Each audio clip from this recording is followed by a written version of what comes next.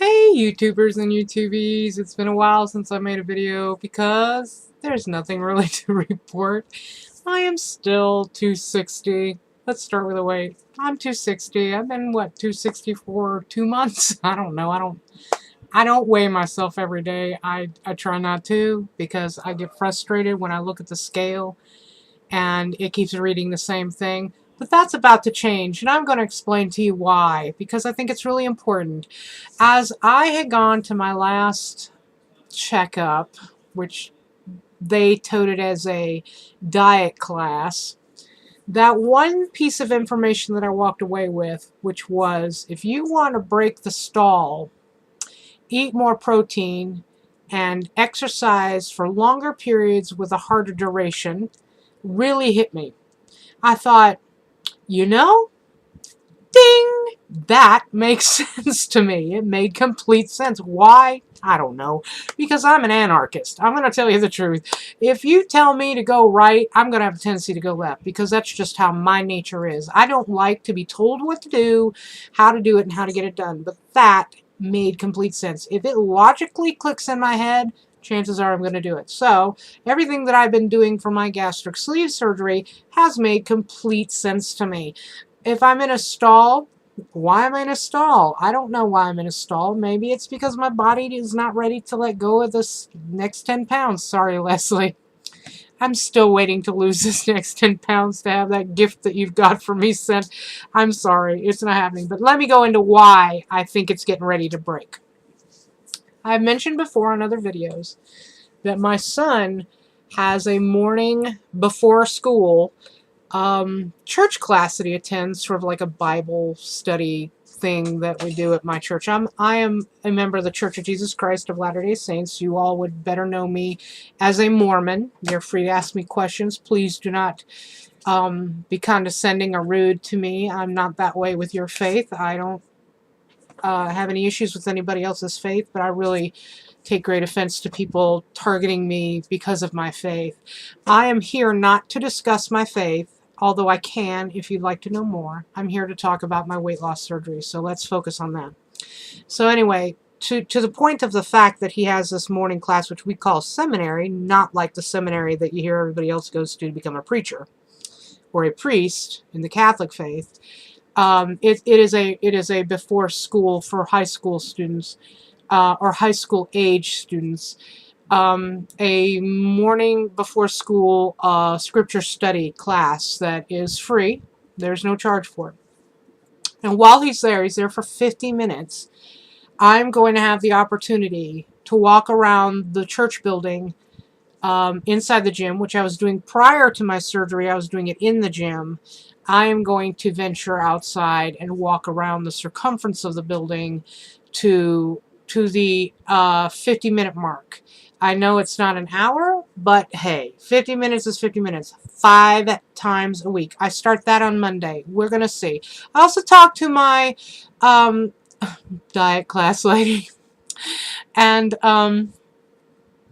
was talking to her about when you should be able to see that the significant weight loss has happened after you've started to exercise. It frustrates me to no end to do something for a week and I'm still sitting at that level I started at in a week. That I'm thinking, okay, I'm not eating as much, I'm drinking more fluids, I'm exercising more. What is up with this?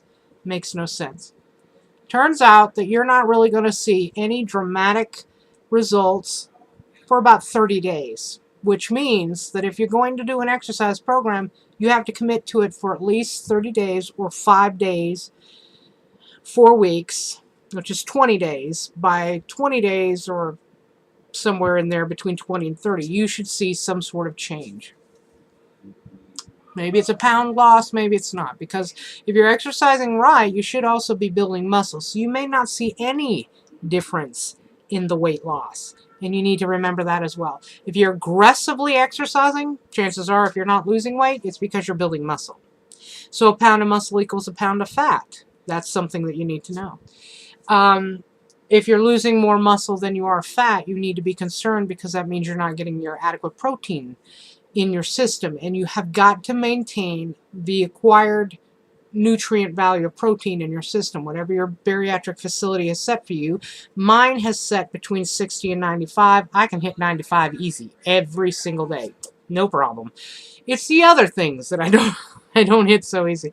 I've not had, now I'm 5 months out, any problem with hair loss yet. None. I have every bit of this fine hair still sitting on my head. Nothing. I can take a shower, none of it clumps out in any format in my hands, and it's because I maintain 95 grams of protein per day or more. And I'm convinced. I don't need to have any biotin stuff yet. I don't need to do any of that. Nutritionally, I still eat just a cup of food, and that's enough. Now, I can eat a half a cup and be satisfied. But if there are times when my stomach is actually hungry. I mean hungry, like panging hungry. That intense hurting that you feel from not eating. Sorry, I have hair on my nose. Here it is. I have that pang sensation that most people have when they're hungry.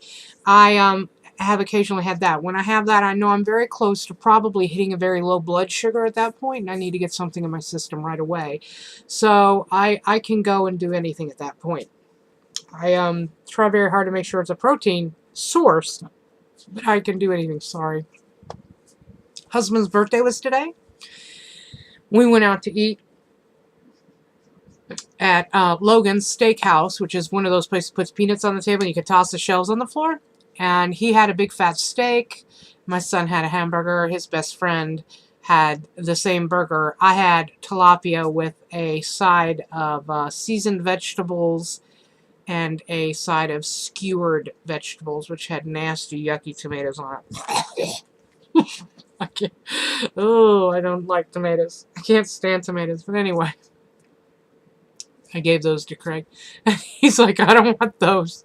And I'm like, you've got... My husband eats so bad.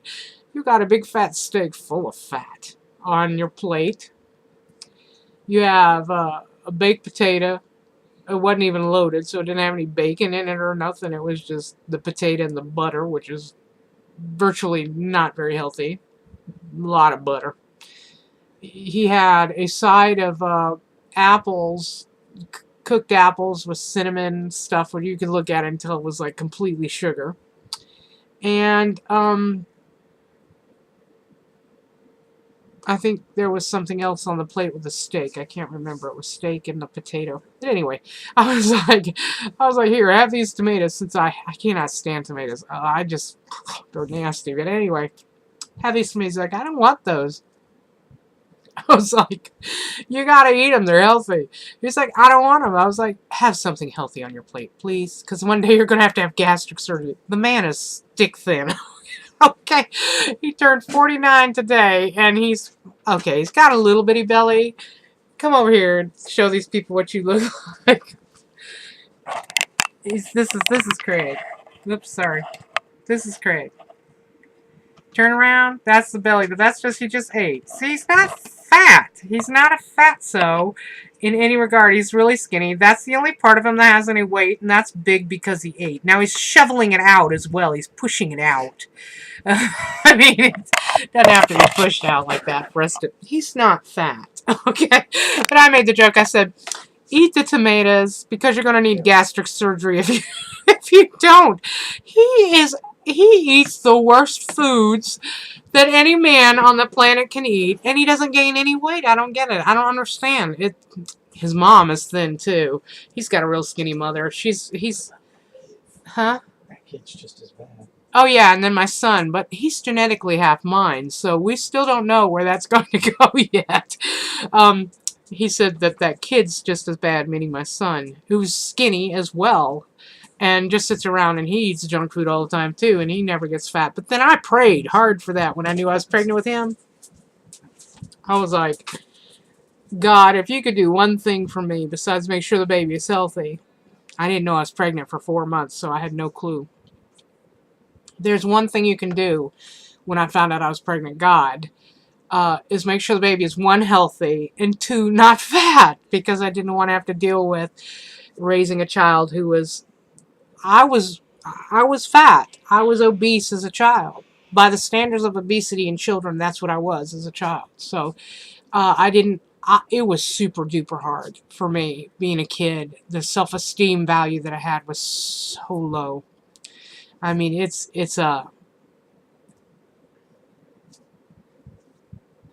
emotional because I'm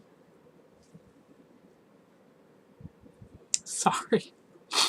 I had to fight to have the self-esteem that I have, the value that I have in myself, the degree of self-worth. Not everybody does that. There are plenty of plus-size people out there who feel great about themselves and love themselves, and that's wonderful. But that wasn't the way that life was dealt to me. It was really hard. So I had prayed while I was pregnant with my son for the last 5 months, almost every day, that my son, or my baby, I didn't know he was a boy. They wouldn't even tell me that until he was born. I prayed that my baby would not have to go through what I went through as a child, as a teenager, as anybody. I now, when he's older and he makes his own choices, you know, when he's 20, 30 and he gets married, and this woman, who I'm going to remind Daniel now, may watch this in the next 15 or 20 years, she's got to have brown eyes, brown hair with streaks of blonde in it, and she's got to look something like Jessica Alba, Gwen Stefani, or Misa Campo. Those are his 3 favorite women right now, besides his mother. Who doesn't have brown eyes? Go figure. He has blue eyes, very pretty blue eyes. And that's probably why I like brown eyes. But I've got blue eyes, and I really like guys with brown eyes or green eyes. So, whatever. Anyway, when he gets married to this girl, or he lives with her, or however they have this relationship, what guy? Just putting that out there. You never know.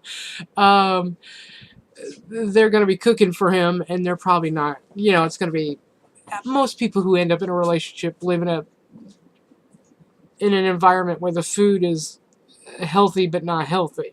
You know what I'm saying? It makes you, as a phrase, healthy without being healthy. So it's high fat, high carbs, high, you know, whatever. It's sustainable foods and endurance, like casseroles and, you know, big pots of spaghetti and stuff like my house usually did. But anyway, I thought that I would just come on here and let you know what the update is that I'm still at 260, but that's going to change. I will be watching my weight for the entire month.